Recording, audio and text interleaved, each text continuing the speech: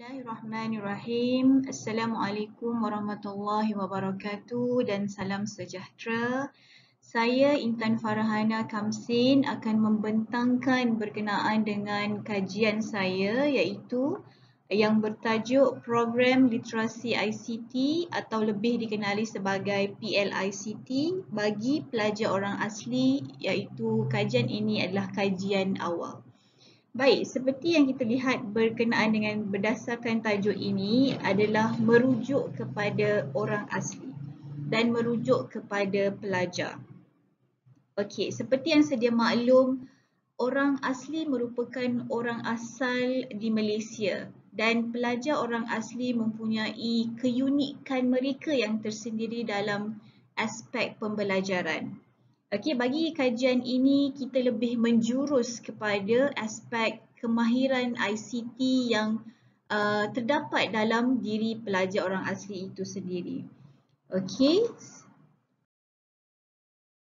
Okey, isu yang ingin disampaikan berdasarkan kajian ini adalah isu berkenaan dengan tahap kemahiran ICT yang rendah dalam kalangan pelajar orang asli. Alright. Daripada kajian daripada tahun 2013, 2015, 2018 sehingga yang terkini 2020 masih lagi menunjukkan bahawa terdapat kelemahan ataupun tahap kemahiran ICT yang rendah dalam kalangan pelajar orang asli.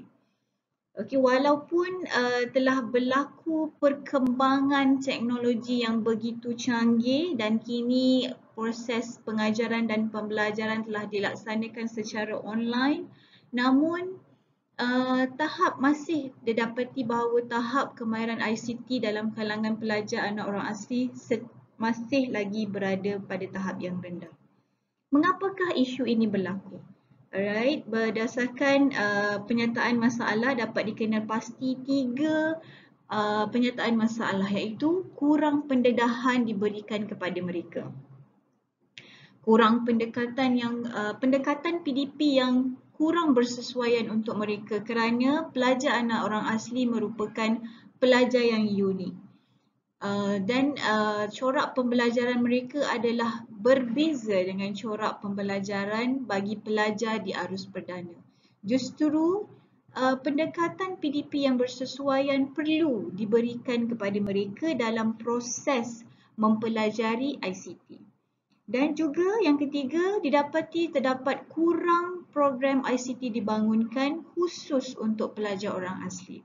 Okey, seperti yang saya maklumkan sebentar tadi bahawa pendekatan yang berbeza yang kurang bersesuaian dengan mereka merupakan faktor penyumbang kepada tahap kemahiran ICT yang rendah dalam kalangan mereka.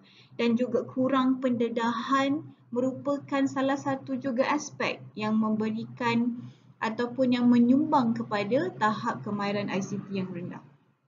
Justru, bagaimanakah kita perlu mengambil inisiatif agar pelajar anak orang asli ini tidak terus ketinggalan daripada aspek teknologi ataupun kemahiran ICT. Seperti yang sedia maklum kini, negara kita sedang dilanda dengan pandemik COVID-19. Okey, yang mana kebanyakan proses pembelajaran berlaku daripada rumah. Okey, bagaimana pula dengan pelajar anak orang asli ini?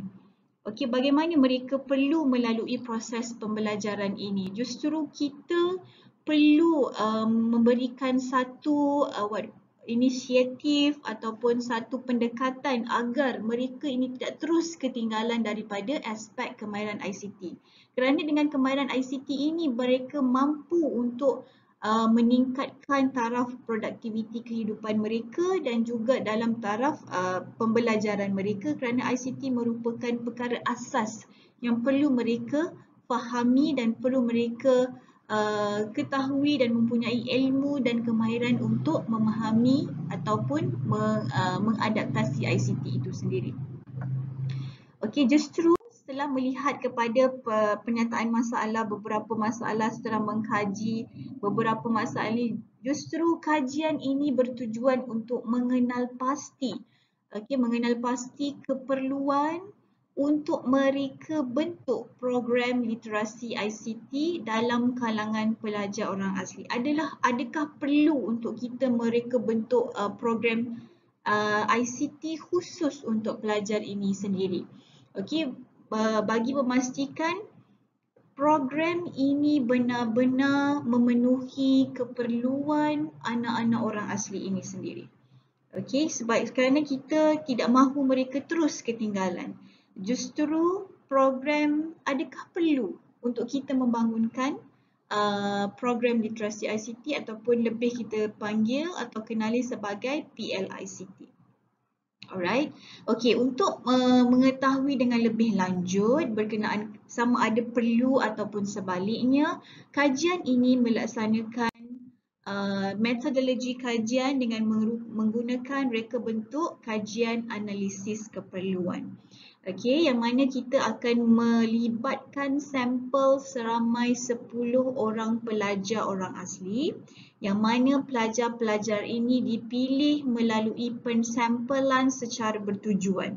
Kita akan pergi ke perkampungan mereka dan mengenal pasti anak-anak orang asli yang boleh terlibat secara langsung dalam kajian ini, iaitu kita akan memilih seramai 10 orang pelajar. Dan teknik pengumpulan data kita gunakan teknik temu bual. Mengapa teknik temu bual digunakan? Kerana kita mahu mendapatkan data yang lebih terperinci, kita mahu mewujudkan hubungan yang akrab dengan pelajar supaya pelajar dapat memaklumkan kepada pengkaji bahawa apa yang mereka hadapi, apa yang mereka perlukan. Adakah mereka memerlukan sebuah program untuk mereka belajar dengan lebih mendalam berkenaan dengan ICT? Justru temu bual merupakan salah satu teknik yang digunakan dalam kajian ini untuk mengumpul data berdasarkan kepada 10 orang pelajar orang asli yang dipilih secara bertujuan. Baik, itu adalah serba sedikit berkenaan dengan kajian yang akan dilaksanakan. Sekian, terima kasih. Sekiranya terdapat sebarang pertanyaan, boleh menghubungi saya di alamat email yang dipaparkan pada slide. Terima kasih. Assalamualaikum warahmatullahi wabarakatuh.